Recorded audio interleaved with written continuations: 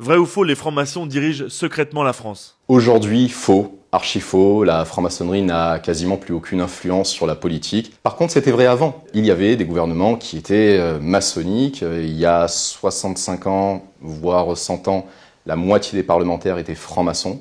Aujourd'hui, c'est vraiment plus le cas. Aujourd'hui, si 10% des parlementaires sont francs-maçons en France, c'est vraiment le bout du monde. Vrai ou faux, Emmanuel Macron est franc-maçon? Même si je le savais, je pourrais pas répondre à cette question-là parce qu'on ne dévoile jamais un franc-maçon. C'est ce qu'on appelle le secret d'appartenance, c'est-à-dire qu'on peut se dévoiler, par contre, on ne peut pas dévoiler l'appartenance d'un autre frère ou d'une autre sœur, donc d'un autre franc-maçon, tout simplement par respect de sa vie privée. Vrai ou faux, lorsque l'on se balade dans les rues de Paris, il y a des signes maçonniques absolument partout? Alors à Paris, il y en a beaucoup. Il y avait énormément de francs-maçons dans l'équipe d'Haussmann, etc.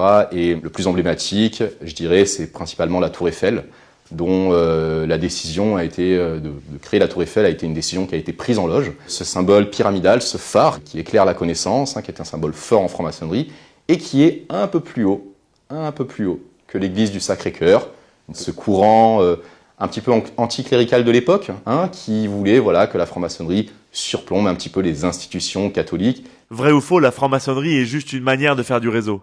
Alors c'est faux, il y a toujours une croyance comme quoi la franc-maçonnerie ce serait un réseau d'affaires où les gens viennent là pour faire du business, etc.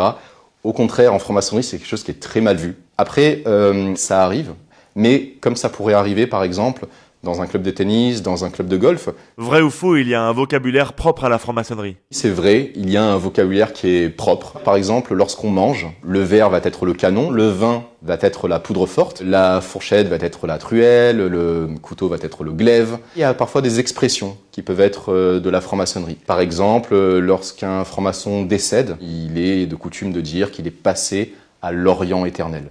Pourquoi l'Orient? Parce que l'Orient céleste, c'est là où le soleil se lève, et donc c'est la lumière. Et la lumière, en franc-maçonnerie, est un concept clé.